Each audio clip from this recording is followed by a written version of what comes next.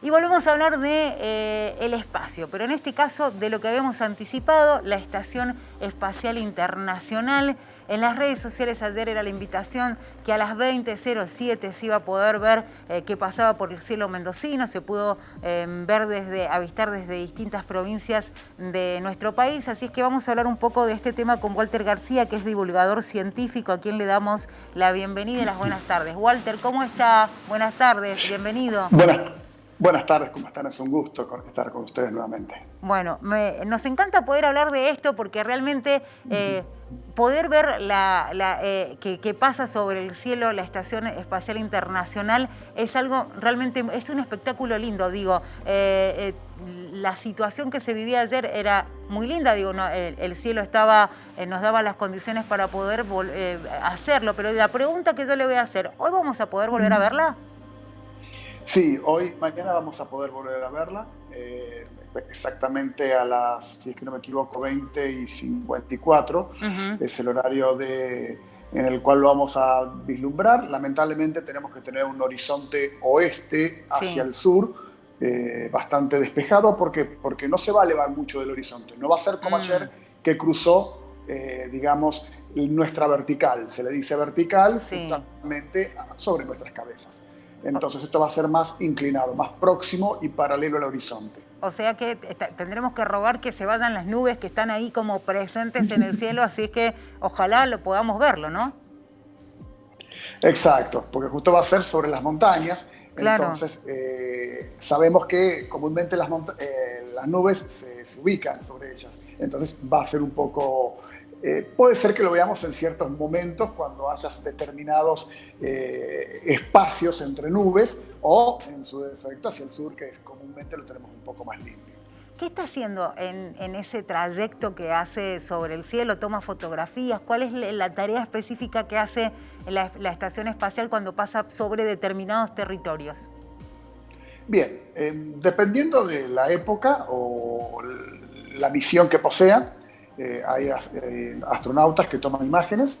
Se pueden tomar imágenes directamente desde la Estación Espacial Internacional. Entendamos que son varios módulos que están unidos. En total forman 180 metros de diámetro.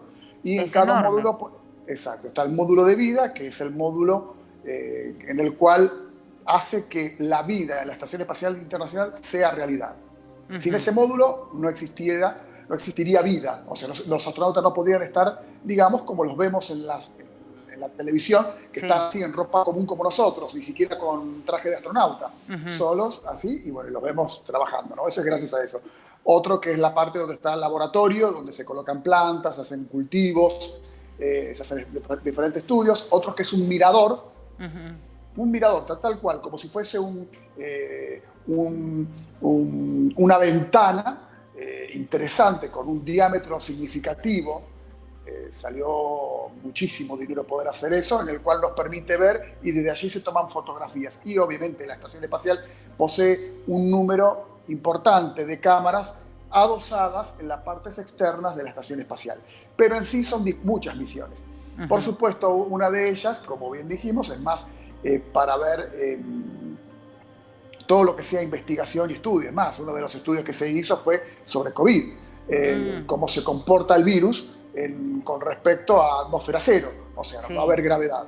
Así que bueno, pero en sí, digamos que sí, por supuesto, también se toman imágenes. Walter, la pregunta es, ¿hace cuánto que existe la Estación Espacial Internacional y cuánto tiene de vida útil? ¿Por cuánto tiempo más va a estar funcionando?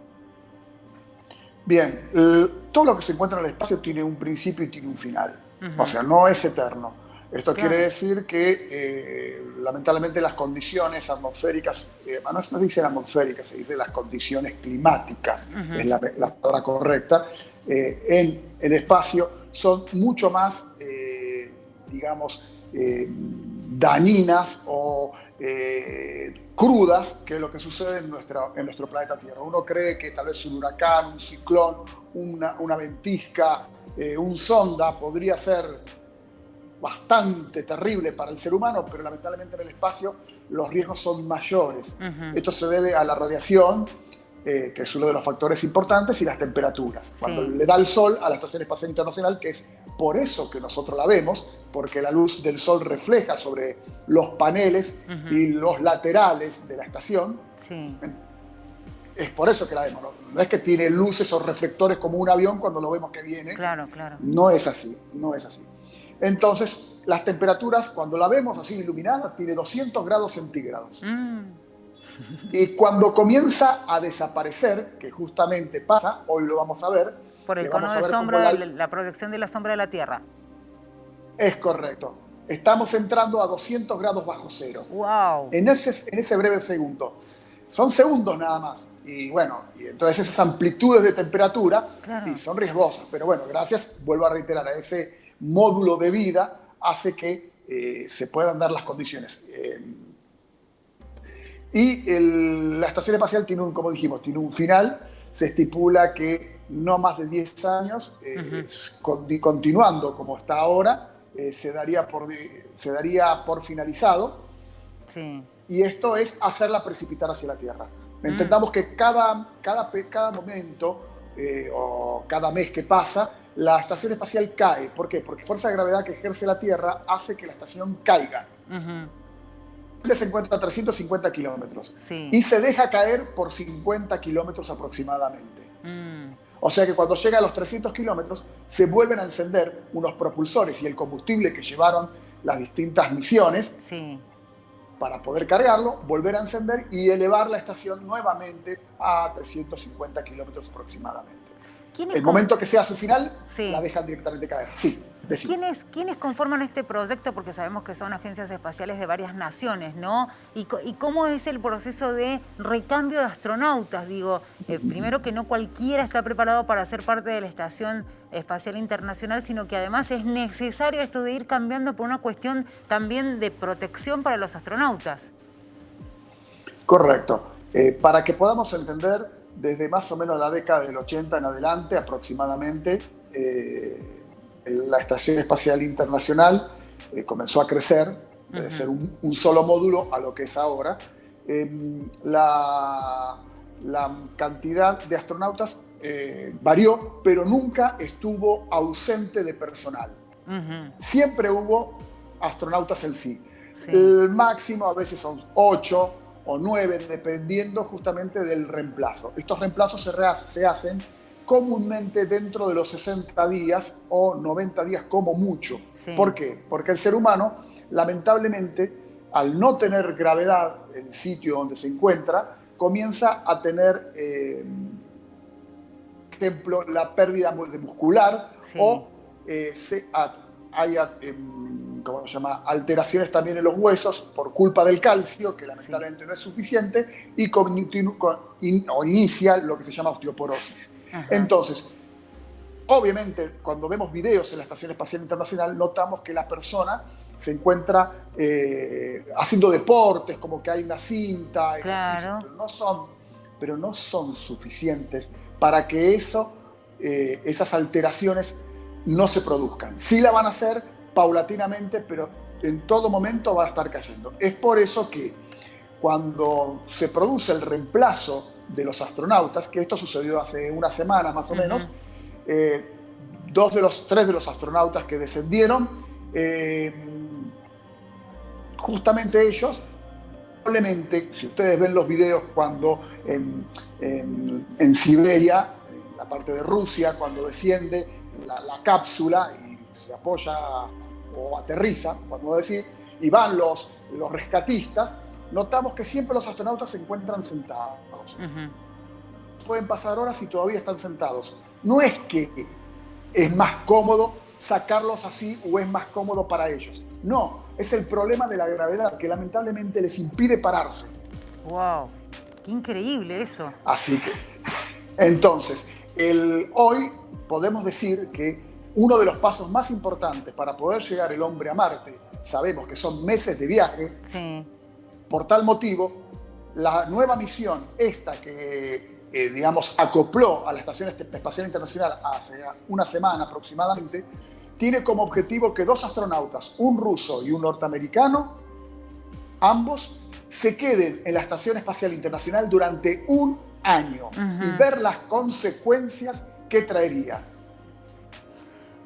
Walter, ¿cómo es el tema de la elección? Acabas de decir que en este caso para hacer este caminito, que después se verá con el tema de cómo sigue la campaña con Marte, es tratar de que estos dos astronautas, uno ruso, uno estadounidense, estén un año. Teniendo en cuenta que está la agencia japonesa, la agencia espacial canadiense, la europea, ¿por qué eligen justamente a un estadounidense y a un ruso? Muy bien, entendamos que la mayoría de las agencias espaciales llegan a la Estación Espacial Internacional gracias a las herramientas o elementos que las potencias poseen. Claro. Y las potencias son dos. Sí, ustedes dirán, no está la China. Claro. Porque recién dijimos, JAXA, que es la agencia espacial japonesa, ESA, la agencia espacial europea, la agencia espacial canadiense, ahora no recuerdo su nombre, la NASA y Roscosmos, Roscosmos, que es la rusa. Pero ¿qué pasa con la agencia china? La agencia china posee su propia estación espacial internacional y todo lo hace de manera individual. Pero en sí la respuesta es esa, que las dos potencias que justamente conforman la Estación Espacial Internacional, que es Estados Unidos y Rusia, son las únicas que tienen las herramientas para poder colocar un astronauta. Y hace más de 10 años, desde que el momento que se discontinuó el transbordador espacial, el que conocemos, el que tuvo los accidentes como el Columbia o el Challenger, desde ese momento pasaron décadas que Estados Unidos no podía poner un astronauta en el espacio y solamente Rusia le podía permitir a Estados Unidos hacerlo. Entonces, quien tenía la batuta era Rusia. Hasta el día de hoy fue eso así, hasta que, bueno, Elon Musk, a través del SpaceX, uno de los tantos trabajos, hizo acoplar el Crew Dragon unos meses, o el año, creo que fue, no sé si fue el año pasado, ya los tiempos me recorren muy rápido, pero hace unos meses, vamos a decirlo, justamente pudo colocar 3 astronautas o un poco más en la estación, pero hacían 20 años que no podían. Walter, ¿cómo es? Digo, se me ocurre pensar en este tiempo en el cual está operativa la Estación Espacial Internacional, han pasado muchos astronautas y es un laboratorio, ese es un laboratorio, el laboratorio que está a más altura de la Tierra. ¿Quiénes son los que conforman ese equipo de astronautas? ¿Hay ingenieros, científicos? ¿Cómo se busca elegir a los que van a ir ahí? Bien, primero tienen que tener las aptitudes físicas adecuadas. No puede ir una persona asmática, no puede ir una persona que posea, digamos, diferentes situaciones que le impiden tener o tener un riesgo en el espacio, ¿no es cierto? Entonces, por eso es como los pilotos. Comúnmente los astronautas son pilotos. Los pilotos son aquellas personas que se encuentran en los extremos de la fuerza de gravedad de la Tierra. O sea, los pilotos no pueden ser cualquiera, tienen que tener una aptitud física extraordinaria, inteligencia, o sea, otra de las cosas, o sea, si no, solamente serviría como turista, nada más, que ya varias veces, la Estación Espacial cobró dinero, en especial cuando cayó el muro de Berlín, cuando estaba Gorbachev. Lamentablemente no le quedó otra que en ese bypass, que pasar de la Unión Soviética a Rusia, no le quedó otra que, digamos, alquilar o vender el espacio a turistas. Y así fue como surgió el primer turista que llegó a la Estación Espacial Internacional. Pero sí, como vos bien dijiste, ingenieros tiene que haber, ingenieros electrónicos, ingenieros mecánicos, biólogos. Obviamente que un biólogo, para poder llegar hasta ahí, existen dos opciones. Se capacita al astronauta o al piloto o a un ingeniero para ser biólogo, o si el trabajo que tiene que hacer es muy excepcional, se lo capacita al biólogo para que sea astronauta. ¡Wow! ¿Qué camino hay que hacer para estar ahí, no? Por supuesto, representa mucho esfuerzo, aislamiento, por supuesto. Entendamos que todo tiene un objetivo y todo también pasa por la mente. Entonces, psicológicamente hablando, es uno de los factores más importantes que hoy en día se estudia en los astronautas, ¿no es cierto? Su comportamiento. Walter, a mí se me ocurre pensar que es sin duda la elección de ser parte de un equipo de estos es un riesgo también para cada una de las personas que elige hacerlo, ¿no? Hombre, mujer, los que hayan pasado y los que puedan pretender estar ahí en la estación espacial, ¿no? Por supuesto, todo representa un riesgo. Entendamos que se encuentran, como dijimos en un principio, en una atmósfera inexistente o en un clima donde las adversidades son muy altas. La radiación cósmica es uno de los riesgos mayores. Gracias a que se encuentra a 350 kilómetros de altura y significa que está dentro del campo magnético, de lo que dice Van Halen, no tiene nada que ver con el grupo de rock, por si acaso alguno dice, este muchacho, no, fue justamente quien lo descubrió y quien estudió el campo magnético, de ahí su nombre, Van Halen, que gracias a eso, a este campo, la Tierra se encuentra a salvo y toda su vida, como la conocemos, de la radiación procedente del Sol, que la radiación solar es tremenda. Es como lo que pasó en Chernobyl, bueno, sería un juguete potenciado en el espacio, sin estos resultados. Por eso es tan importante estos estudios, primero llegar a la Luna, poder recién desde la Luna, una vez que se pueda, entre comillas, colonizar la Luna, recién ir a Marte. No se va a ir a Marte sin antes tener una base en la Luna. Eso ya se los garantizo. Claro. Y cortito, Walter, porque el tiempo nos está corriendo. Digo, si tenemos que pensar en esto que es muy ambicioso, que es tal vez llegar en algún momento hasta Marte, ¿en cuánto tiempo puede pasar? ¿1000 años?